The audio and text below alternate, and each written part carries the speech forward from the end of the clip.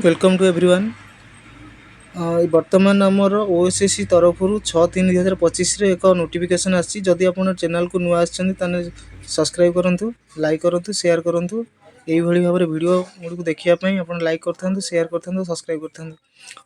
जो आमर बर्तमान जो नोटिस टी आसी 6/3/2025 तार सब्जेक्ट रही कौन ना detail program regarding the conduct of preliminary examination for the 4 different post leave training reserve teacher 2024 जो एलटीआर एग्जाम 2024 एग्जाम जो 4टा पोस्ट आसी से 4टा पोस्ट हूँ कौन कौन ना TGT arts, TGT Odia, TGT science एवं टीजीटी सीबीजेड।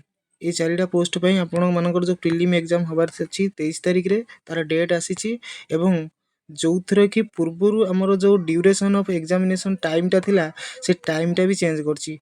जो थरे कि पूर्वर आमको 90 मिनिट समय दूला वर्तमान ताकू 2 घंटा बा 120 मिनिट कर देछि। काहे ना पूर्वर आम कौन करथिले ना सीबीटी मोड रे दउथिले, कंप्यूटर बेस्ड टेस्ट दउथिले। एबे कौन करिया ओएमआर मोड रे दबा। तेणु ओएमआर मोड रे देले हमको गोल बुलाइया पई हमको अधिक समय नब। सेथि पई हमर कौन करछि ना 30 मिनिट समय को बढ़ाइछि। एवं एथिरे केते क्वेश्चन अछि हमर ना 100 टी क्वेश्चन अछि, तार 100 मार्क।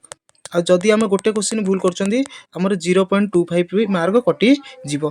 तेणु आउ कौन कही ना आमको आउ कौन कही ना जो एडमिट कार्ड टी आमर आसीबो से एडमिट कार्ड टा केबे आसीबो ना एडमिट कार्ड टा आसीबो 13/3/2025 पाखरु आपण माने आपणकर एडमिट कार्ड टी को डाउनलोड करि परिबे। तेणु आपण चाहिए 13/3/2025 रे आपण विजिट करिवे कोठी की ना ओएसएससी तार जो ऑफिशियल साइट की अछि से साइट को विजिट करके आपण मानकर डाउन एडमिट कार्ड को डाउनलोड करिवे। जदि आपण एई भली भाव में वीडियो देखिया पई चाहउचंदी आम चैनल को यदि नुआ करके आछचंदी तने लाइक करंतु, शेयर करंतु। आ एई भली भाव में वीडियो देखिया पई सब्सक्राइब मध्य करंतु। मु बाबूजी आपण मानन पई नै आसीबी जो 16 दिन रो एग्जाम अछि से 16 दिन लो पाखापाखि 50 टी मॉक टेस्ट नै आसीबी।